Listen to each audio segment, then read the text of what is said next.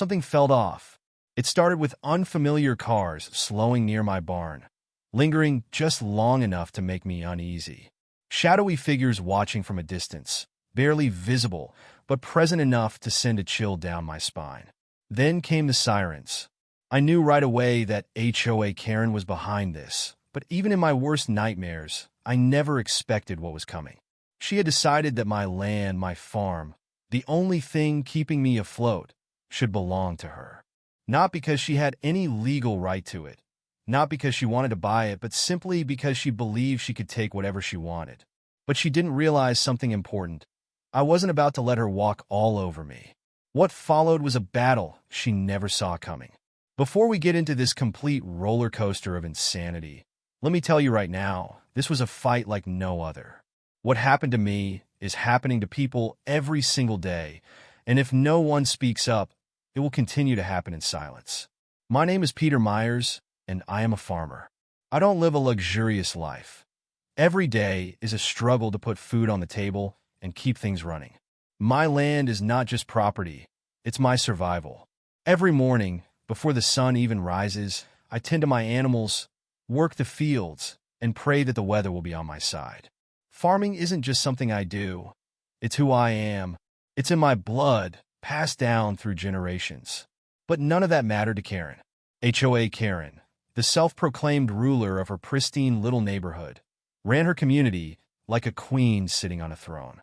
She dictated every little detail, from the color of mailboxes to the exact height of fences. But her control had limits, and I was that limit. My farm sat just outside her neighborhood, completely outside the HOA's jurisdiction. But to her, my land was an eyesore. Not because it was unkempt or run down. No, that would have at least made sense. Karen had a much bigger scheme in mind.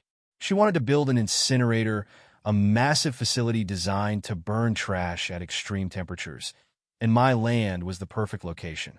Now, let me explain exactly what that means.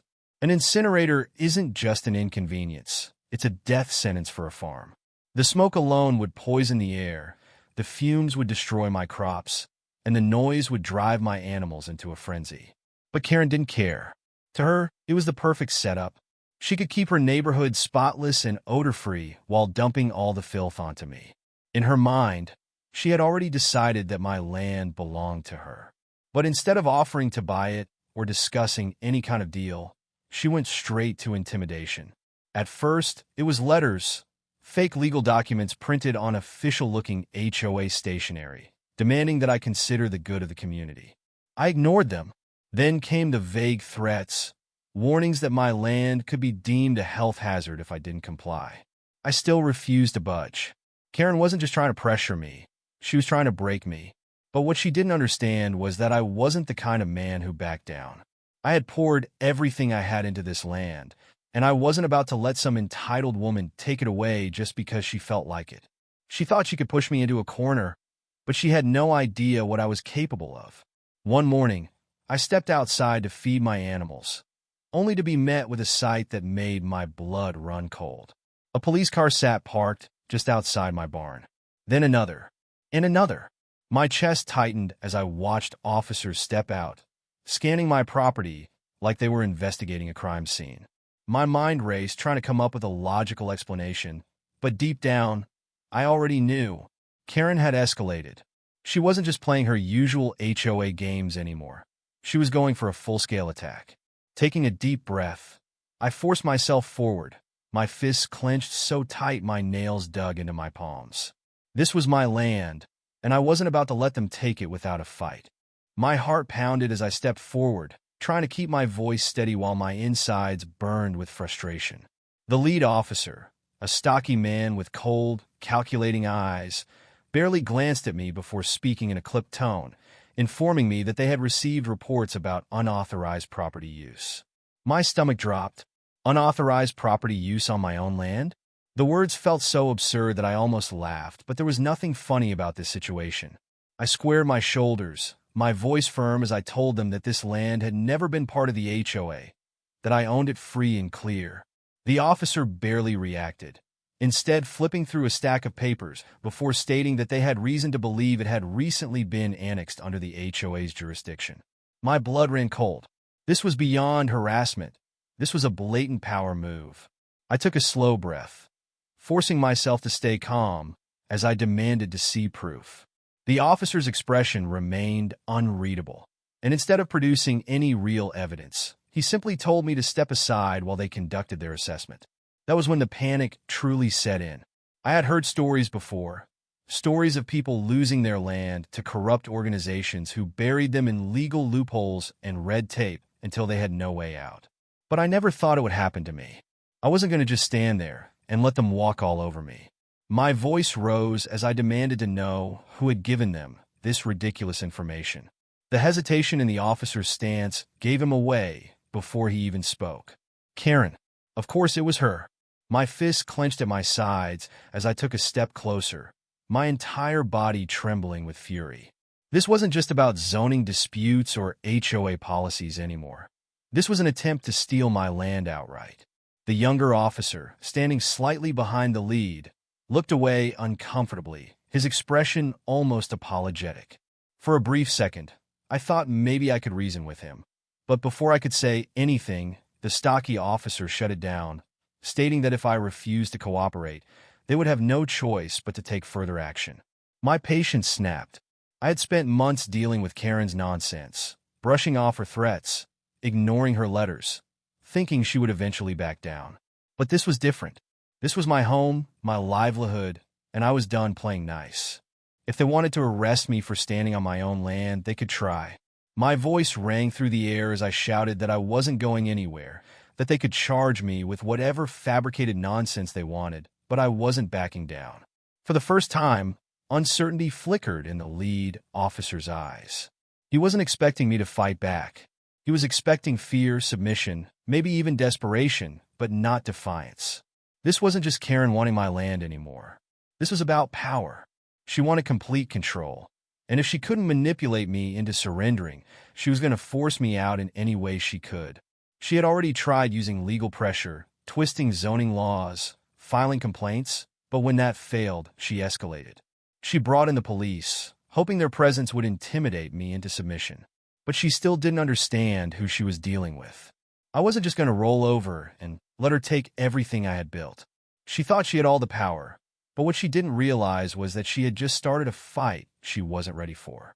Karen had lost the legal battle, but she wasn't done. If she couldn't take my land with fake documents and intimidation, she was going to destroy me another way. The police eventually left, unable to find a single legitimate reason to enforce their so-called assessment. But that didn't mean Karen had given up. She switched to a different weapon, social sabotage. It started small, just whispers in the grocery store, little snippets of conversation that I barely caught as I walked past. People who used to greet me with a nod or a smile suddenly looked away. At first, I thought I was imagining it, but then I heard the rumors. Karen had been planting seeds of doubt, twisting the story until I became the villain. I heard claims that I was refusing to comply with community safety standards, that I was hoarding dangerous materials in my barn, that I was threatening the stability of the neighborhood. It didn't matter that none of it was true. Karen knew exactly how to manipulate people. And just like that, my neighbors, people I had known for years, started pulling away. It wasn't just the cold shoulders and judgmental stares. My farm depended on the local community, on people buying my produce, my dairy, my eggs. But then the orders started disappearing. Longtime customers who had always supported me suddenly stopped coming. The local store, which had stocked my fresh produce for years, suddenly found new suppliers and had no space for my goods anymore. My income began to dry up, my once steady business crumbling right in front of me. I reached out, trying to understand why. I asked people I had known for years if something was wrong, but the responses were always vague, awkward. You know how things are, one person muttered before quickly walking away. I don't want any trouble, another one said, not even making eye contact. Trouble? I was the one under attack. Karen had twisted the story so much that people genuinely believed I was the problem, that I was the one making life difficult for the neighborhood. Meanwhile, she sat back, watching the destruction unfold like some queen playing a sick game. Every day, I watched as my sales dropped lower and lower. Bills started piling up, and I was struggling to pay the workers who helped me keep the farm running. I saw the worry in their eyes, and I had no answers for them. What was I supposed to say? That one entitled woman had decided to destroy my entire livelihood because she couldn't get what she wanted? At night, I barely slept, the weight of everything pressing down on me. I felt trapped, watching my future slip away, and for the first time since this started, I wondered if maybe Karen was winning. But then something inside me changed. Why should I be the one to suffer? Why should I be the one to lose everything while she sat comfortably in her home, enjoying the chaos she had created? No, I wasn't backing down. If Karen wanted a war, she was about to get one. I wasn't going to let Karen run me into the ground without a fight. If she wanted to play dirty, I was ready to hit back twice as hard. The first thing I did was document everything. Every fake HOA notice, every police visit, every rumor she spread about me. I needed proof, and I wasn't about to let her slither out of this when the time came to expose her. The second thing I did was reach out to people who weren't under her thumb. Not everyone in town believed her lies, and I needed allies if I was going to turn this around. I started reconnecting with old customers, explaining what had really happened. Some of them had been hesitant at first, worried about getting involved, but once they realized the truth, they were furious. They had been manipulated, tricked into thinking I was the problem, and now they were ready to fight back. But even that wasn't enough.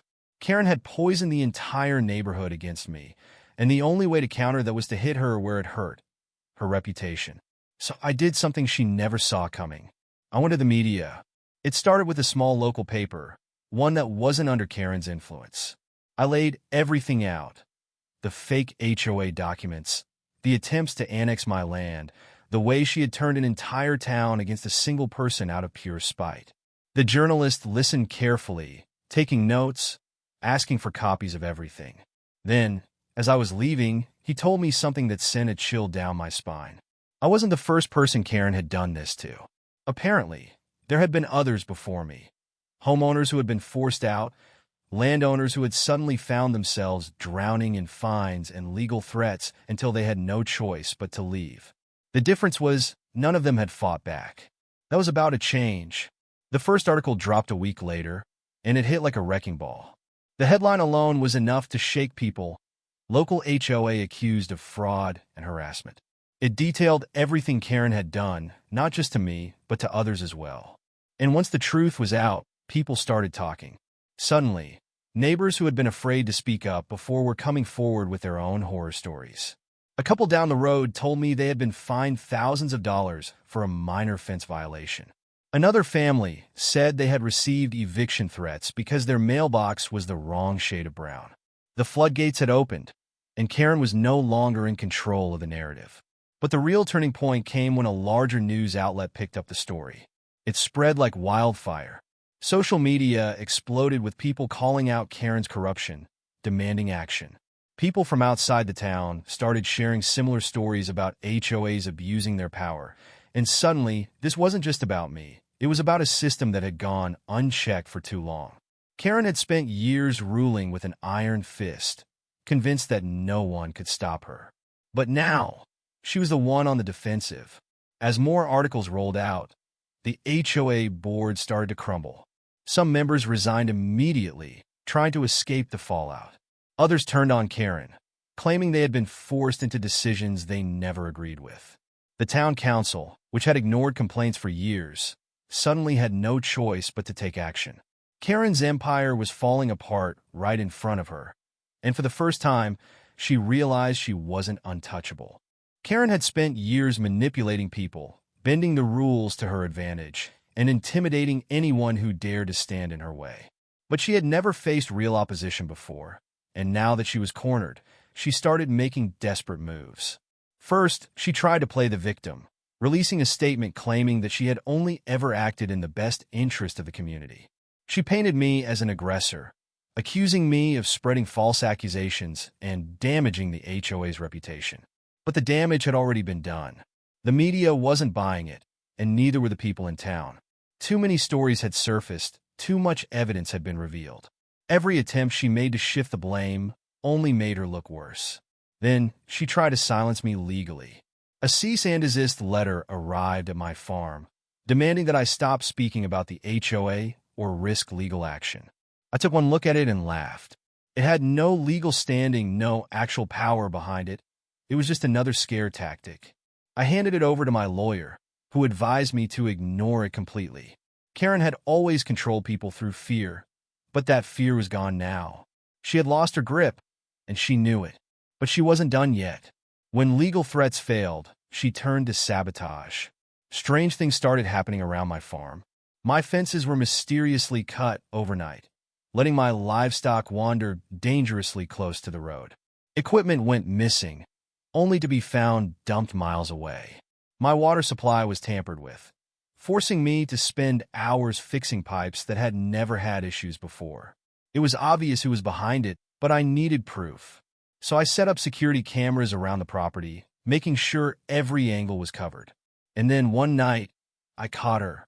The footage was grainy, but clear enough to show Karen sneaking onto my land with a pair of wire cutters in hand. That was all I needed. The next morning, I took the footage straight to the sheriff's office. The moment Karen was confronted with the evidence, her entire facade crumbled. She had no excuse, no way to spin it in her favor. She was caught red-handed, and this time, there was no escaping the consequences. The sheriff wasn't just interested in trespassing charges. With everything that had come to light, the fraudulent documents, the intimidation tactics, the blatant abuse of power, the authorities had enough to launch a full investigation into the HOA's dealings. Karen wasn't just facing fines or a slap on the wrist. She was looking at real legal consequences. As the case against her grew, her support disappeared. The few remaining HOA board members who had stood by her quickly distanced themselves, some even testifying against her in exchange for reduced penalties. The entire neighborhood, once terrified of speaking out, was now demanding justice. The community that she had controlled for so long had finally turned against her. Karen had built her empire on lies, fear, and manipulation, but in the end, all of it had collapsed under the weight of the truth. With Karen's downfall accelerating, the full weight of her actions began catching up to her. The sheriff's department, now armed with my security footage and a mountain of testimonies, launched an official criminal investigation. It wasn't just about her trespassing anymore. Authorities uncovered years of financial mismanagement, fraudulent fines, and illegal property seizures. Homeowners who had been too scared to speak out finally came forward, revealing how Karen had used HOA funds for personal expenses, manipulated property values to push out those she didn't like, and issued bogus violations to bully people into compliance. The deeper they dug, the worse it got. Investigators found proof that she had been pocketing money from HOA dues, funneling it into her personal bank accounts while claiming it was for neighborhood improvements. She had been running a full-blown racket, treating the HOA like her personal business, and now there was no hiding from it. The town, once divided by her lies, had fully turned against her. Every meeting she tried to hold was flooded with angry homeowners demanding answers, shouting for justice. But Karen had lost control, and for the first time, she had no way to silence them. Then came the final blow. A local news station, which had been following the scandal from the beginning, aired an in-depth investigative report exposing every corrupt detail. They laid it all out: the fraudulent land grab, the police harassment, the financial crimes. They even interviewed some of the families she had wronged, giving them a platform to tell their stories. The broadcast went viral, spreading far beyond our town, turning Karen into a public disgrace. Online forums exploded with outrage, military veterans and farmers across the country weighing in, condemning what she had done. The pressure on the town council became unbearable, and they had no choice but to step in. An emergency vote was held, and within days, the HOA was officially disbanded. The once feared organization that had ruled with an iron fist was gone, wiped out in the span of a few weeks. But for Karen, things were far from over. A warrant was issued for her arrest on multiple charges, including fraud, embezzlement, and trespassing. The woman who had once acted like she was untouchable was now being led out of her house in handcuffs, her face plastered across every news station in the state. As I watched from a distance, I felt a deep sense of satisfaction. Karen had spent years making people suffer, abusing her power, thinking she was above the law. But in the end, justice had caught up to her. My land was safe, my farm still stood, and the nightmare she had created was finally over. The town had learned a valuable lesson. Unchecked power always leads to corruption, and when people stand together, no tyrant can last forever. But even as Karen disappeared into the back of a police car, I knew this wasn't just about her. This was about every corrupt HOA, every power-hungry official who thought they could get away with anything. And as I walked back onto my land, knowing it was truly mine once more, I realized that sometimes standing your ground isn't just about survival. It's about making sure no one else has to fight the same battle ever again. With Karen out of the picture and the HOA officially dismantled, the town had a chance to rebuild without fear. The community that had once been divided under her rule was finally coming together. And for the first time in years, people could make decisions about their own homes without worrying about absurd fines or fabricated violations. Former HOA members who had blindly followed Karen's orders were now trying to repair their reputations. But the damage had been done. They had stood by and allowed her to abuse her power for years, and no one was eager to forgive them. Meanwhile, the town council announced a complete audit of every fine and foreclosure the HOA had issued over the past decade. And what they found was worse than anyone had imagined. Karen hadn't just been abusing her authority. She had been running a full-scale operation, illegally seizing properties, inflating fees, and threatening homeowners into silence. It was theft, plain and simple, and now every victim had a chance to fight back. Lawsuits started piling up against Karen and her remaining supporters, and as the legal battles dragged on, it became clear that she would be paying for her crimes for the rest of her life. As for me, I was finally able to return to my normal life. My farm, once the target of Karen's obsession, was thriving again. The customers who had been manipulated into avoiding my business came back, apologizing for believing the lies. I held no grudges against them. They had been victims of Karen's control, just like everyone else. What mattered was that the truth had prevailed, and I could finally focus on what I loved without constantly looking over my shoulder. But the most unexpected thing was how my story had spread far beyond our small town. People from all over the country reached out, sharing their own horror stories about corrupt HOAs and power-hungry officials who had tried to take what wasn't theirs. Some asked for advice. Others just wanted to thank me for standing up and proving that these organizations weren't untouchable. It was overwhelming, but it also made me realize something important. This wasn't just my fight. There were people everywhere dealing with the same kind of abuse, and for too long, they had felt powerless to stop it. One afternoon, as I stood by my fence, looking out over the land I had nearly lost, I knew I couldn't just walk away from this. I had won my battle, but there were others still fighting, and if my experience could help them, then I had a responsibility to share it. I started speaking out, joining online forums, connecting with homeowner advocacy groups, and helping others navigate the same kind of legal nightmare I had endured. What had once been an exhausting, bitter war had turned into something meaningful, a way to ensure that no one else would have to go through what I did alone.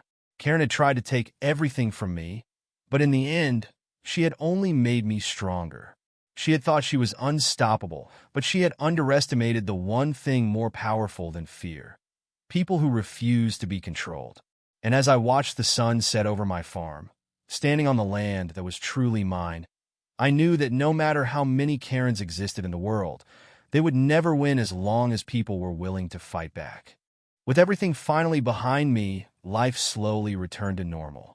The town, once under the tight grip of Karen's rule, had transformed into a place where people could live without fear.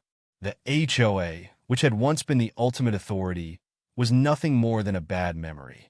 Homeowners who had been bullied for years finally had their voices heard, and those who had lost their homes unfairly were taking legal action to reclaim what had been stolen. The system Karen built had completely collapsed, and she was left to face the consequences of her greed. Her legal battles were far from over, and with every new charge brought against her, it became clear that she would never regain the power she once had. The woman who had spent her life controlling others was now at the mercy of the very system she had abused, and there was no one left to protect her. But for me, this fight had never been about revenge. It had been about justice, about standing my ground against someone who thought they could take what wasn't theirs. I had won, not just for myself, but for everyone who had ever been steamrolled by a corrupt HOA. As the weeks passed, I focused on rebuilding what Karen had tried to destroy. My farm was thriving again, and the support from the community was stronger than ever. The people who had once been afraid to speak out now stood together, determined to never let someone like Karen hold power over them again. I had spent so much time fighting to protect my land that I had almost forgotten what it felt like to just live without worry. But standing out there in the open fields, watching the sun rise over the land that was rightfully mine, I finally felt at peace. Karen had tried to break me, but instead, she had only proven something I had always known. When you fight for what is right, you will always come out stronger. As I leaned against the fence, feeling the warmth of the morning sun, I knew that no matter what challenges came next, I was ready. Because now, I wasn't just a farmer who had defended his home. I was someone who had proven that no matter how powerful the enemy seems, they can always be brought down. And that, more than anything, was a victory worth remembering.